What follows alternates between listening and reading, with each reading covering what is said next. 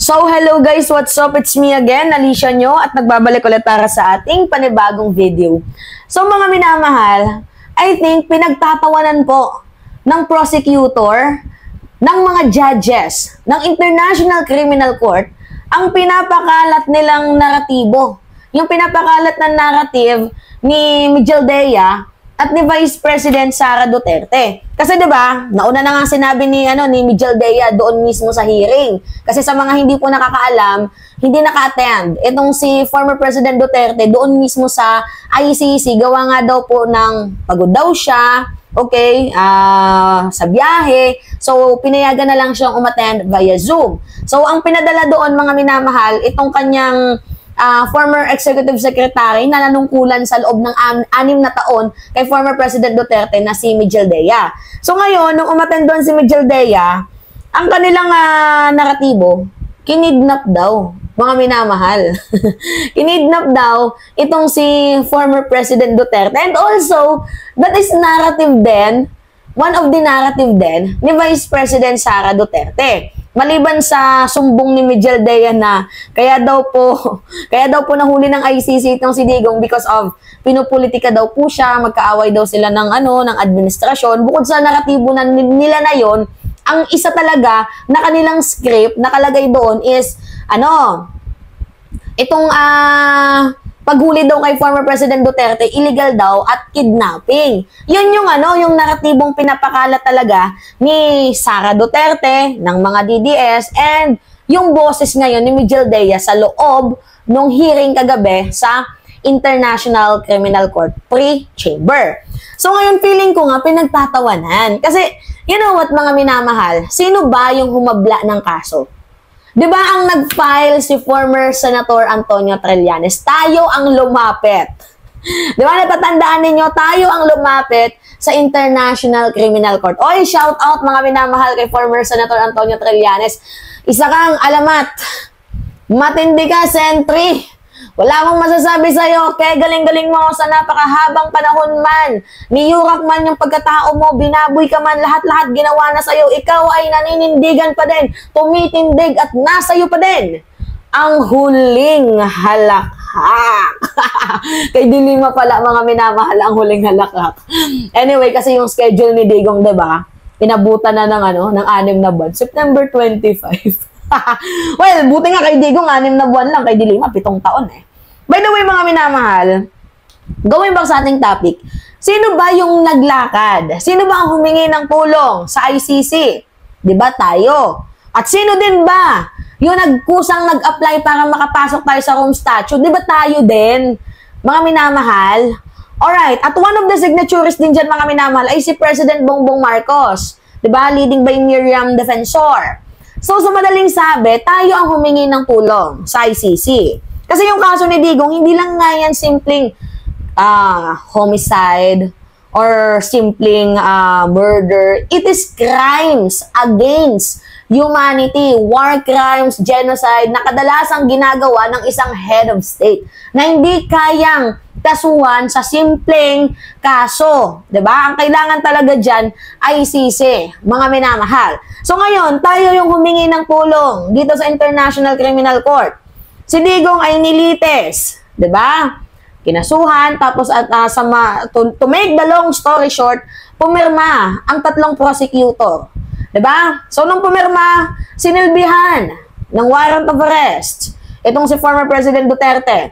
'Di ba? Sinilbihan siya ng warrant of arrest. Masasabi mo na kidnapping or illegal ang pag-aresto kay former President Duterte kung sa pilitan ng ginawang pag-aresto. Bakit? Sa tingin niyo, mga minamahal, sa pilitan ba yung ginawang pag-aresto kay former President Duterte? Sige nga. Kasi pag sa pilitan, mga minamahal, dapat walang warrant yan. Diba? Dapat hinuli lang siya, walang due process, as in wala, zero. Diba? Nagigets ninyo, mga minamahal? Kaso ano yung nangyari? Dinaan sa due process, hindi sa pilitan, binasahan ng kanyang rights. Diba? Nabash pa nga doon si General Torre kasi bakit daw cellphone? Digital na ngayon, mga minamahal. Ano ba kayo? Diba? At sa sinasabing walang due process, dinaan po sa due process, mga minamahal. Bakit? Kasi kinasuhan nga. May nag-file ng case sa ICC kay former President Duterte tapos pinirmahan ng tatlong prosecutor, and after na mapermahan ng tatlong prosecutor, inilabas na yung warrant of arrest. Nung hinuli itong si former President Duterte, mga minamahal, hindi naman ICC ang humuli Interpol. Kasi yung ICC, wala na po yung jurisdiction. Walang hudikatura sa bansang Pilipinas. Alam mo yung tinukoy natin walang hudikatura kasi matagal na tayong umalis. Diba taong 2019 pa tayo umalis sa International Criminal Court. So ang way nila para mahuli itong si Digong is via Interpol. Ngayon, ang ICC humingi ng tulong sa Interpol kasi tayo may commitment tayo sa Interpol. Hindi pwede na tayo lang ang kalmot ng kalmot, tapos pag silang kumalmot, hindi tayo magpapakalmot. Sa madaling sabi, hindi pwede yung tayo lang hingin-hiningi ng tulong. Tapos pag sila humingi ng tulong, hindi tayo tutulong.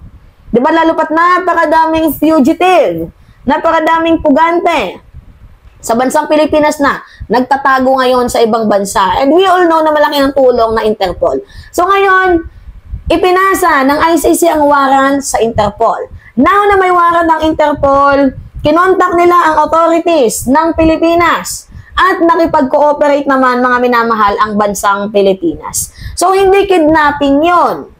Hindi kidnapping ang nangyari. Walang kinidnap.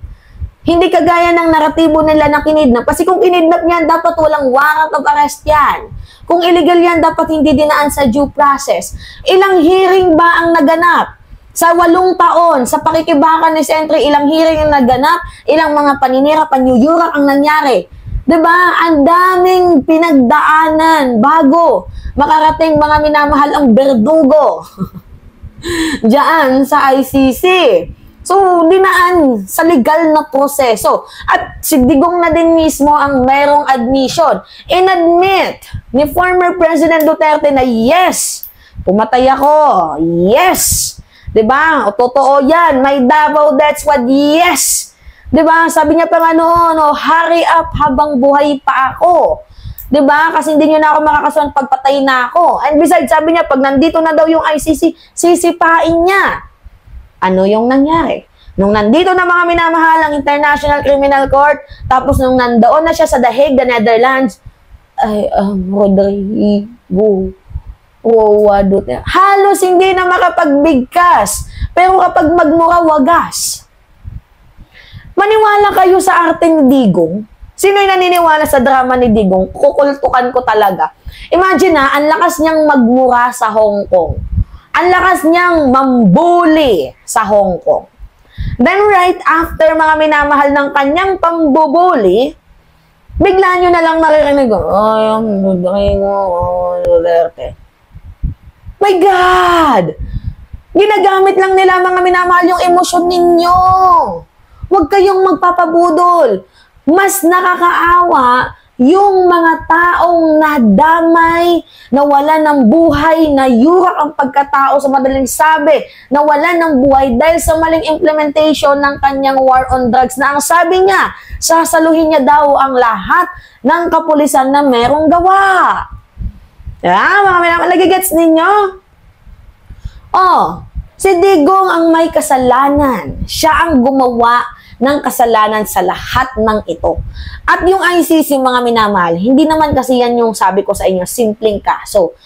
It is all about war crimes. It is all about crimes against humanity, genocide. Hindi yan yung simpleng murder, simpleng, tawag dito, mga minamahal, simpleng case. High-profile cases yan, mga minamahal, which is conducted ng isang head of state na hindi kayang huliin dahil sila, mga minamahal, ang merong hawak. Diba? Sila yung merong hawak ng makinarya, ng militar. So, hindi mo talaga mahuli yan. Mahuli mo yan kapag nakababa na sa pwesto. Kapag nakababa na yan sa pwesto at merong nag-splok, merong nag-sprikitik, and then so on. The rest is history. Yung punto lang kasi natin dito, mga minamahal, panagutin na lang sana. Hindi yung ang daming ebas, ang daming sinasabi. 'Di ba? So kung ikaw nag-commit ka ng crime, panagutin mo. 'Di ba? Harapin mo. Ganun dapat, hindi yung ang dami mo pang dada, ang dami mo pang kuda, like literally magpapaawa ka pa. 'Di ba? Wag ganon. Kasi kung ikaw ay legit na walang kasalanan, hindi ka matatakot. By the way, mga minamahal, yun nangyari kahapon. Hindi pa naman yun yung totally na hearing. Kasi nga, sabi ko sa inyo, pagpapakilala pa lang yan kay former President Duterte. Pinapaalam pa lang sa kanya kung ano yung kanyang mga allegedly na nagawa na krimen. Diba? Yung rights niya sa International Criminal Court, binasahan din siya. And pangatlo, kung gigiltihan na ba siya ng pleading or guilty, kaya binigyan siya ng next schedule. Yung next schedule niya, mga minamahal, is September 25, 2025. Diba? Medyo matagal yung hearing. Kaya nga sabi ko sa inyo, si Dilima nga 7 taon. Si Digong 6 na buwan lang. Pero yun know, mga minamahal, nakakakuha pa din ng simpatsya itong si former President Duterte. Basically, kahit hindi pa substantive yung nangyaring hearing, nakakakuha pa din siya ng simpatya. Paano kasi? Magaling umarte. Diba? Tapos pinagdadasal pa ninyo yan. Paano niya ipagdadasal ang isang taong minabak niya ang poong may kapal? Gaganahan ka bang magdasal? Kaya yung mga Kristiyano dyan, hindi ako natutuwa sa inyo na pinagdadasal nyo itong si former President Duterte na isang mamamatay tao, di umano. Pinagdadasal nyo din ng isang taong walang ibang ginawa kundi yurakin, di ba, ang imahe ng poong may kapal. So, paano nyo ipagdarasal ang isang tao na minura ang Diyos? Tama ba yun? Naintindihan ninyo ako, mga minamahal? I think this is karma. Naniniwala talaga ako sa karma. Kung ano yung ginawa mo sa kapwa mo, I think yan din yung babalik sa iyo. Diba, mga minamahal? So, para sa akin, this is part of their script na umacting ng parang, nanghihina, hinang-hina.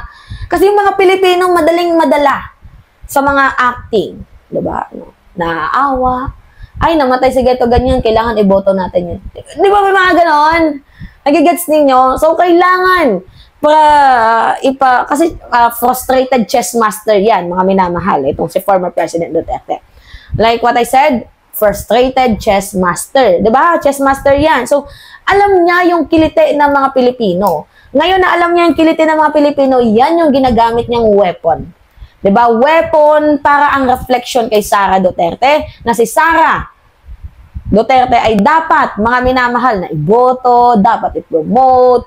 So, magaling yung kanilang estratehiya. Do you think, mga minamahal, sasama talaga dyan si Digong, si Duterte, sa ICC, kung walang kickback sa kanila dyan? Malamang sasama siya kasi dyan siya nakakakuha ng simpatya. Diyan, papaalabin ng mga Pinoy yung kanilang mga puso. Diba? So, kahit pa paano, sabi ko sa inyo, may supporters pa din naman itong si Digong. Sa napanood ko, hindi naman 30,000 yung tinutukoy dun eh. Uulitin ko sa inyo, mga minamahal, parang 24 suspect lang ata yung nabanggit. If I am not mistaken, mga minamahal. So, hindi pa naman siya yung totally na, basta malalaman natin yan, mga minamahal, sa susunod na hearing. Kasi yung nangyaring hearing kagabi, madali lang talaga. Tapos, ginawa na din yung pamamaraan ni Mijel Dea para magsumbong. Diba? Sana all, sumbongero. Sana all. Pero inamin naman ni Sara Duterte na nasa maayos na kalagayan naman daw po ang kanyang ama. So, kung nasa maayos na kalagayan ng iyong ama, sana patigilin mo na din yung puon mo. Saka comment ng masasama. Diba? Sa pagiging OA. Diba? Ang daming mga digdes ang OA. Nakakaawa naman si Digong. Pero admission na din ni Sara Duterte na nasa magandang kalagayan naman daw po ang kanyang ama dahil lahat ng gusto ni Digong ibinibigay. Yung Filipino food, namimiss daw ni Digong, binigyan siya ng rice. Diba? And si Sara Duterte na mismo ang umamin na inaalagaan ng mga doctors itong si former President Duterte na supposedly, ang laki ng kaso niyan. Bakit bini-VIP? Bakit bini-baby? Diba? Samantalang dito sa bansang Pilipinas, siksikan pa sila sa kulungan. Nagigets ninyo yung punto natin, mga minamahal. Diba, hindi dapat binibaby yung mga ganyang tao. Alright, so mga minamahal, yun po. Tingin lang po ako ng comments, likes, and share. Again, it's me, Alicia Nyo, at nagbabalik, mga minamahal, para sa ating panibagong video. Don't forget to click the subscribe and hit the notification bell, mga minamahal, for more updates. Maraming salamat. Ingat, mga kababayan.